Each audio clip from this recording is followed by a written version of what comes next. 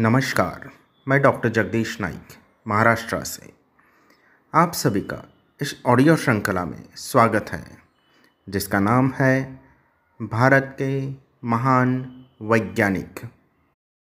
उड़ीसा के जगन्नाथपुरी के प्रसिद्ध मंदिर से संबंधित वर्ष भर के सारे धार्मिक अनुष्ठानों की तिथियां एक पंचांग पर निर्धारित की जाती है।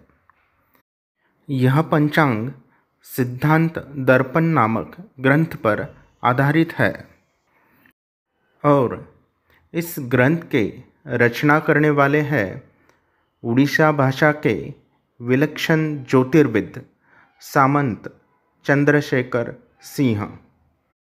सिद्धांत दर्पण 1899 में प्रकाशित हुआ।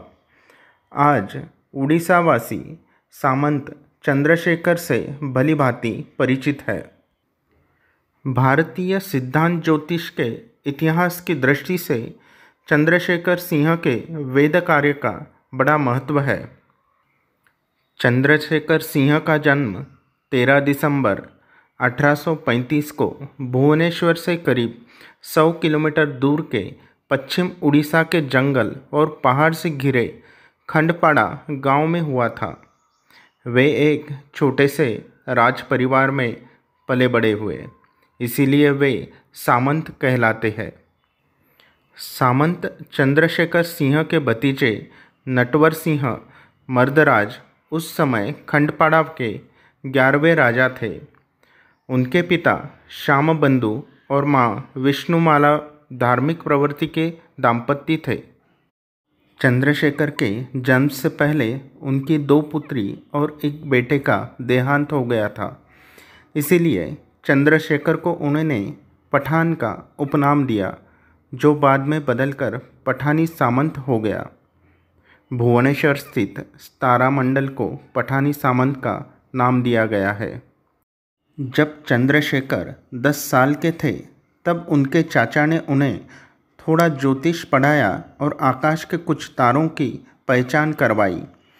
तब से आकाश के बारे में किशोर चंद्रशेखर की दिलचस्पी बढ़ती गई। वे आकाश के तारों की बदलती स्थितियों को स्वयं जांचने परखने के बारे में सोचने लगे। उन्होंने सिद्धांत शिरोमणि और सूर्य सिद्धांत जैसे ज्योतिर्विज्ञान के पुराने ग्रंथों की टीकियों की मदद से स्वयं अध्ययन किया। वे 15 साल के थे, तब उन्हें यह जानकर आश्चर्य हुआ कि आकाश के कुछ ग्रह नक्षत्रों की स्थितियां वैसी नहीं है जैसे कि सूर्य सिद्धांत और सिद्धांत शिरोमणि के अनुसार होनी चाहिए। चंद्रशेखर को आभास होने लगा कि प्राचीन सिद्धांतों में कोई तो त्रुटि है। चंद्रशेखर ने स्वयं अपने ज्योतिष यंत्र तैयार किए, जो प्रमुखतः बांस और लकड़ी से बने थे। उन्होंने घटी यंत्र, चाप यंत्र, मान यंत्र और गोलार्ध यंत्र बनाए। उन्होंने अपने वेद कार्य में परंपरागत शंकु यंत्र और मान यंत्र का सबसे ज़्यादा उपयोग किया है। उन्होंने अपना सिद्धांत दर्पण ग्रंथ ताड़पत्रों पर उड़िया लिपि में लिखा था। भारतीय ज्योतिष सिद्धांत परंपरा का यह अंतिम ग्रंथ है। सिद्धांत दर्पण के कुल 24 प्रकरणों को 2 भागों में बांटा गया है, पूर्वार्ध और उत्तरार्ध। पूर्वार्ध के 15 प्रकरणों को 3 अधिकरणों में विभाजित किया गया है। वे हैं मध्यमाधिकार, स्पष्टाधिकार और त्रिप्रश्नाधिकार। मध्यमाधिकार में ग्रहों की माध्य स्थितियाँ और स्पष्टाधिकार में उनकी वास्तविक स्थितियाँ जानने की विधियाँ हैं। त्रिप्रश्नाधिकार में दिक्, देश, काल और गति का विवेचन है। उत्तरार्ध में गोलाधिकार और कालाधिकार ऐसे अधिकरण हैं। गोलाधिकार में त्रिकोणमिति और ज्यामिति जैसे गणितीय विषयों का विवेचन है।